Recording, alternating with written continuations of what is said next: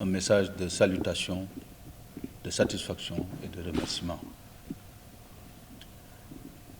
Madame le ministre, Ndeye Saly Diop Dieng, ministre de la Femme, de la Famille, du Genre et de la Protection des Enfants, empêchée aujourd'hui, m'a demandé de venir la représenter pour dire simplement que le projet Wi-Fi, ou Wi-Fi, selon le projet Wi-Fi Sénégal, que nous allons lancer aujourd'hui, est un projet extrêmement important. Important dans l'écosystème de l'entrepreneuriat féminin en général, mais important en ce qu'il va impulser et catalyser pour améliorer les conditions d'épanouissement et les conditions d'exercice des femmes dans le cadre de l'entrepreneuriat. Oui, c'est un projet qui va être un enjeu mondial, certes.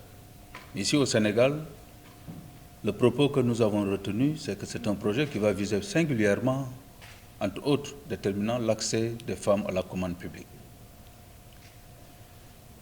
Le ministère de la Femme, que nous représentons dans ce cadre, souhaiterait partager avec vous un certain nombre de prérequis sur lesquels nous devons agir.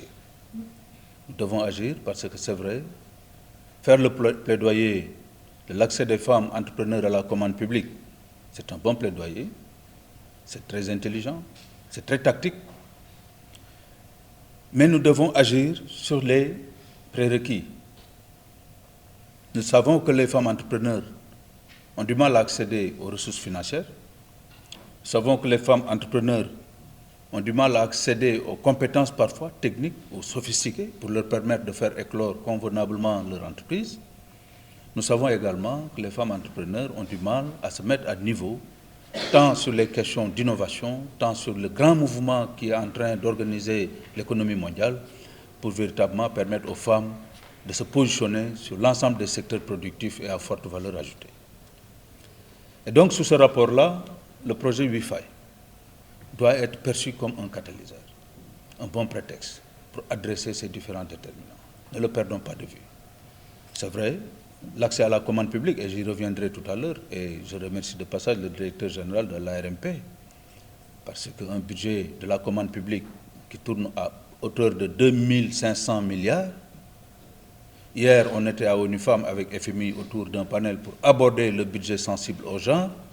Vous conviendrez avec moi que dans une population sénégalaise, selon l'ANSD en 2017, structurée comme suit, 50,20% de femmes et 49,8% d'hommes.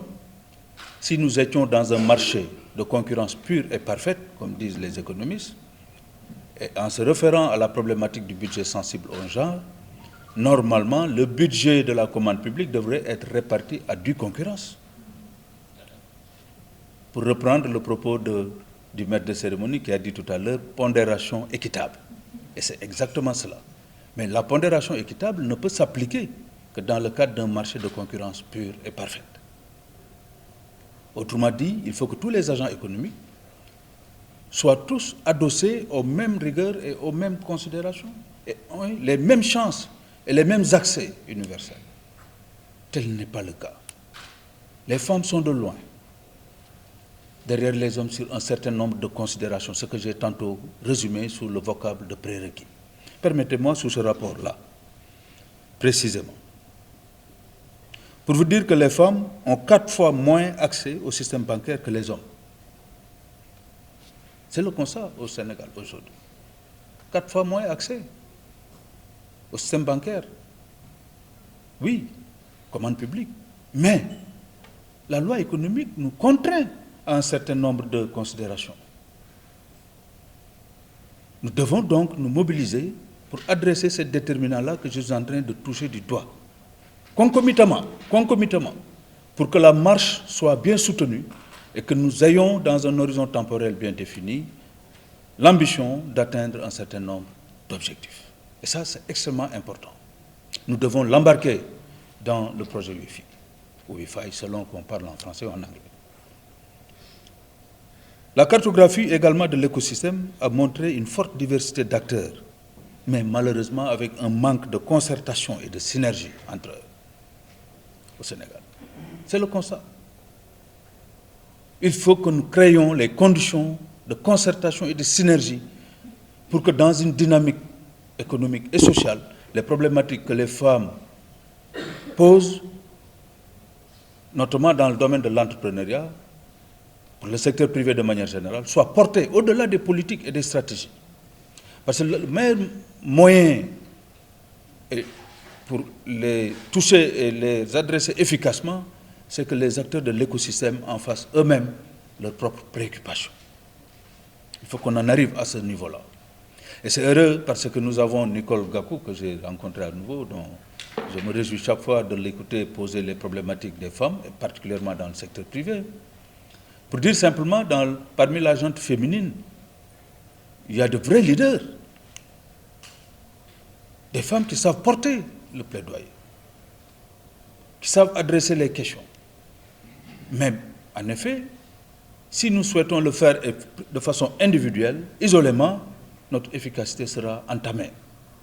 Donc, il faut qu'on ait une vue holistique de la question, une vue systémique de la question, et faire en sorte qu'il y ait de fortes concertations et de fortes synergies entre acteurs, tant du secteur public, du secteur privé, comme des organisations de la société civile. Je donne un exemple. Dans l'agriculture, oui, pourquoi? Parce que simplement, les femmes sont extrêmement bien implantées dans le secteur agricole. Les femmes sont souvent employées en tant qu'aides familiales et ont accès limité aux terres et aux facteurs de production. C'est le constat. Nous sommes dans une économie agricole au Sénégal. C'est bien d'avoir des entreprises. Monsieur le secrétaire général l'a dit tout à l'heure, 99,8% sont de petites et moyennes entreprises. Et 32% parmi elles sont portées par des femmes. Si vous regardez parmi les 32%, presque 99,99% sont encore dans le secteur primaire. Et c'est normal parce que c'est lié à la nature de la structure de notre économie. Pouvons-nous, dans un tel cadre, occulter ce phénomène-là d'accès à la terre et aux facteurs de production pour les femmes? Non.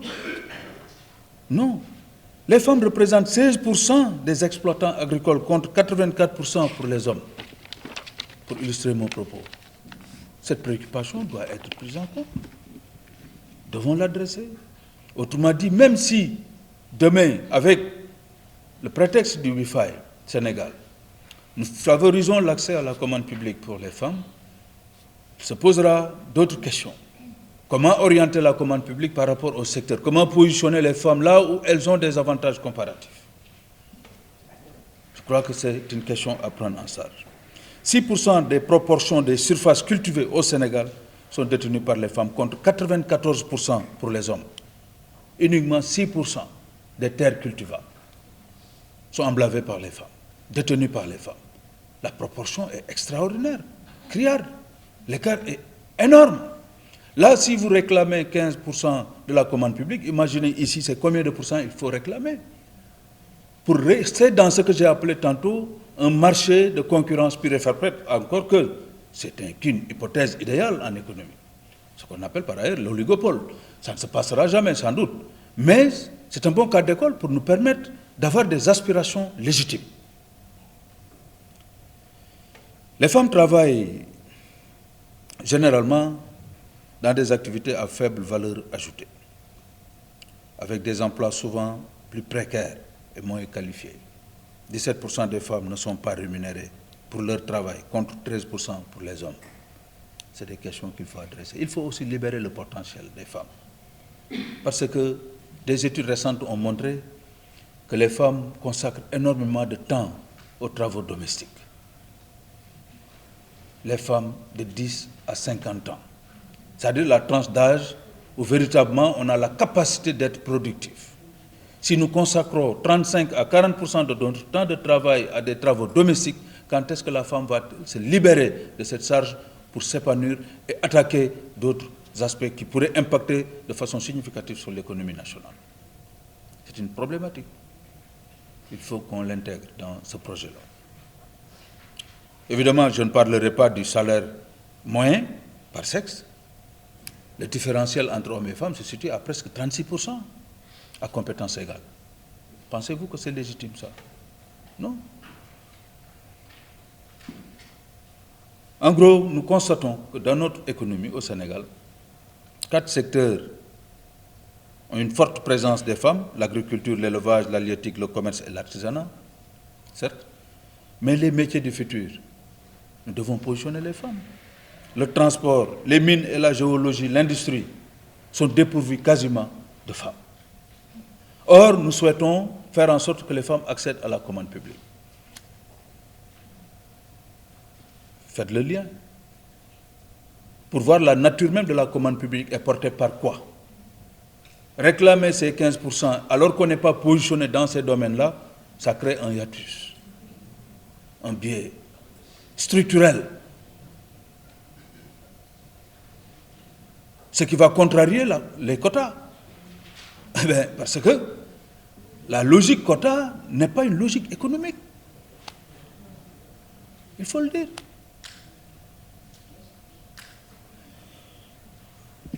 Donc, en fait, en questionnant ces considérations, au nom de Madame le ministre de la Femme, de la Famille, du Genre, je voudrais simplement vous dire que ces problématiques-là ont été prises en compte dans une nouvelle stratégie que l'État du Sénégal vient de mettre en place et qui est en cours de validation, initiée par le ministère de la Femme, de la Famille, du Genre, de la protection des enfants, connue sous le nom de la stratégie nationale pour l'autonomisation économique des femmes et des filles.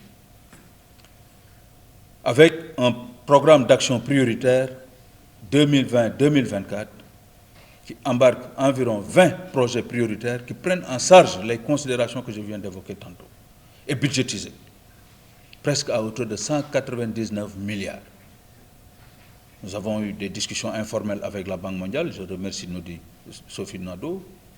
On a eu des discussions avec le ministère de l'économie, le processus suit son cours, pour dire qu'il faut une réponse structurelle, une réponse holistique, une réponse stratégique. Sans quoi, si nous souhaitons mener ce combat-là de façon isolée, évidemment, on fera le plaidoyer.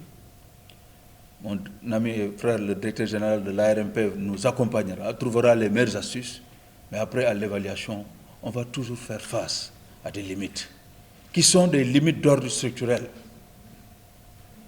et des limites donc objectives. Il faudrait qu'on arrive à les prendre en charge. Telle est la vocation de la stratégie nationale pour l'autonomisation économique des femmes et des filles au Sénégal. C'est donc sur ce mot que je vais terminer mon propos pour remercier sincèrement le ministre du Commerce, au nom de son homologue, le ministre de la Femme, de la Famille, du Genre et de la Protection des enfants. Monsieur le secrétaire général, transmettez à l'autorité nos sincères remerciements. Nous avons fait plus ou moins entorse aujourd'hui au protocole d'État, parce que lui, le secrétaire général, c'est lui, en principe, qui devait clôturer. Mais j'ai compris qu'ils ont voulu réserver la part au ministère de la Femme, vu la sensibilité de la question. Je vous remercie pour cette grande disponibilité et cette ouverture, monsieur le secrétaire général.